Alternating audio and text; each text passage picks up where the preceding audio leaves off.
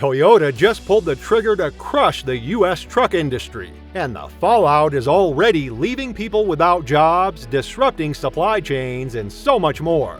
But was it really Toyota who fired first, or did Washington just hand them the ammo? We will break down exactly how it happened, and why you're about to feel it in your wallet, your dealership, and maybe even your job.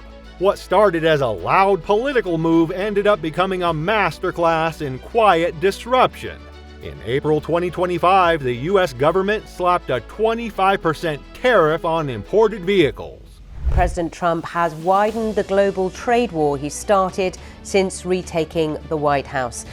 He's announced a 25% tariff on all cars imported into the United States from the 2nd of April.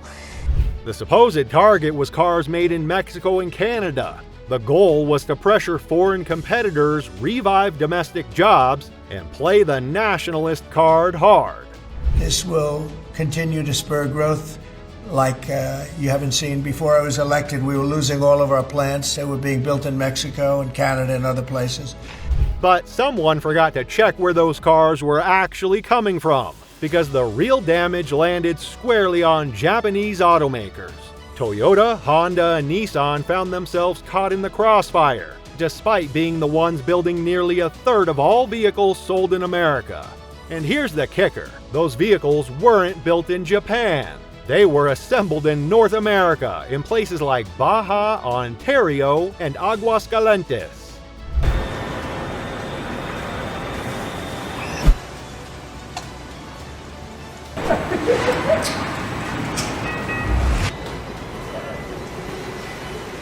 These were part of a finely tuned production system built over decades. The U.S. aimed its shot at foreign freeloaders and ended up blasting its most loyal automotive partners. And so this is now a trade conflict between the U.S. and its traditional allies and partners, both in free trade and in democracy. So what did Japan do in response? Nothing loud, no press conferences, no protests, no retaliation, just strategy.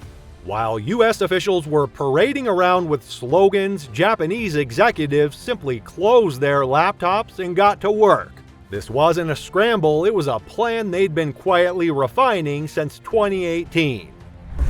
Clifford, automakers have known for some time that this was a possibility, if not a definite thing that was coming. 7 years of contingency planning came into play like a well-rehearsed drill. The first move was production. Go into effect is the automakers will respond in a couple of ways. One, they're going to slow down production in foreign plants. Toyota began scaling up hybrid engine output in Thailand and Japan. Nissan reshuffled Rogue SUV manufacturing, shifting focus to plants outside the reach of U.S. policy. And just like that, Southeast Asia became the new home base. Thailand, Vietnam, and Indonesia. Not because they were cheap, but because they offered political insulation and a manufacturing firewall against American tariffs. While the U.S. was still patting itself on the back, Japan had already moved the chess pieces and changed the board. But the shift didn't stop with factories. Japan went all in on technology, Toyota hit the gas on solid-state battery development, Nissan doubled down on compact EV programs to cover the segments U.S. automakers had abandoned. Honda locked in next-generation battery suppliers from countries completely outside the American supply web. American automakers had long since walked away from the compact and hybrid market. Japan didn't. And as gas prices ticked up and consumers started hunting for fuel-efficient options again, Japan was already there, ready, waiting. Dealers across the country started reporting delivery delays and pricing spikes. Thanks to his tariffs, we have empty ports, and we're weeks away from those empty ports turning into empty shelves and even higher prices. Parts suppliers started waving red flags. But people involved in shipping, imports, and supply chain planning and economics are making themselves very loud and very clear today that the first dire signs of trouble are already here. Customers came in asking for a CR-V hybrid and got told maybe next month, or maybe never. And Detroit didn't have the goods. The factories weren't ready. The products didn't exist. The segments Japan had mastered were the same ones American manufacturers had left behind in favor of big trucks and SUVs. What was meant to punish foreign companies ended up starving the US market of the vehicles people actually wanted to buy. And that's just the surface, because underneath all of it, something deeper cracked: trust. Japan didn't make threats, they didn't issue angry statements, they just made fewer US Treasury purchases. A small, subtle shift, not enough to crash markets, just enough to send a signal. They weren't mad, they were adjusting quietly. For decades, Japan had been the ally that never made waves. Always reliable, always steady. But now they're showing something different, a clear message that they're no longer betting their future on one partner. The US chased a short-term win, but Japan secured a long-term position.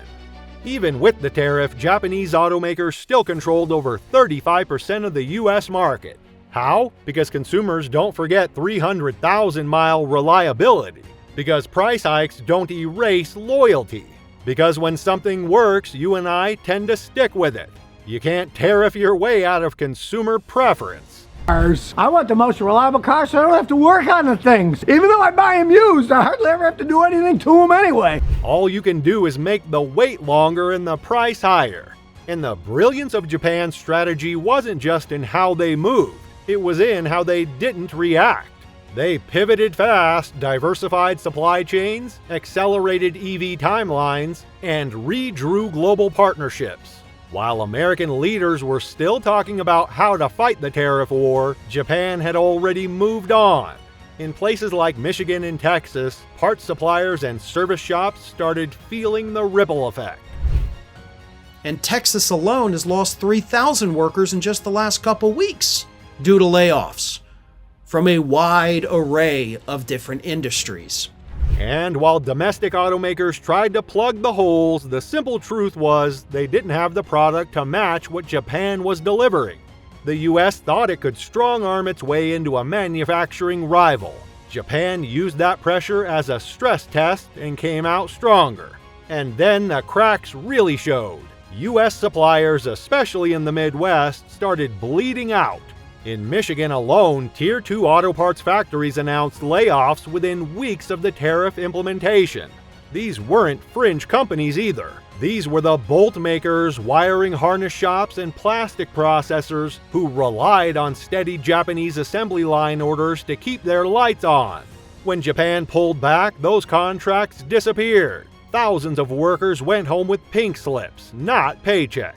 Sentiment survey, and they both show two things: an increase in inflation expectations and a deterioration in job expectations and job security. They say that the tariffs have, of course, caused fewer things to be shipped. When there's less demand, we don't need all these drivers. We have to let them go because we're going to start losing money paying salaries for people. Meanwhile, US automakers were left staring at assembly lines they couldn't run and market segments they couldn't compete in. In Texas, Toyota's North American HQ became ground zero for industry whispers, talks of operational shifts, frozen hiring, and relocations to friendlier global zones. Dealerships across the US got squeezed hard. With fewer shipments and slower production pipelines, inventory dried up. Customers aren't just frustrated, they're walking out. Showroom floors that once buzzed with sales staff now have skeleton crews and silent phones. Some lots that normally turn cars in weeks have sat full for months, while others simply had nothing to sell. So things have definitely slowed down. You know, like you said, when we spoke last time, we were right in the middle of that late March, early April rush. And when prices jumped, buyers bolted. American brands tried to scoop up the slack, but their hybrid and small car offerings were years behind, if they existed at all. So yeah, the tariff was supposed to help American jobs. Instead, it crushed them. The US didn't just punch its foreign competitors, it punched itself in the supply chain.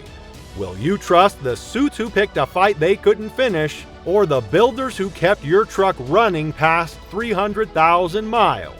Drop your thoughts in the comments and subscribe to the channel for more deep dives into who's really running the truck game.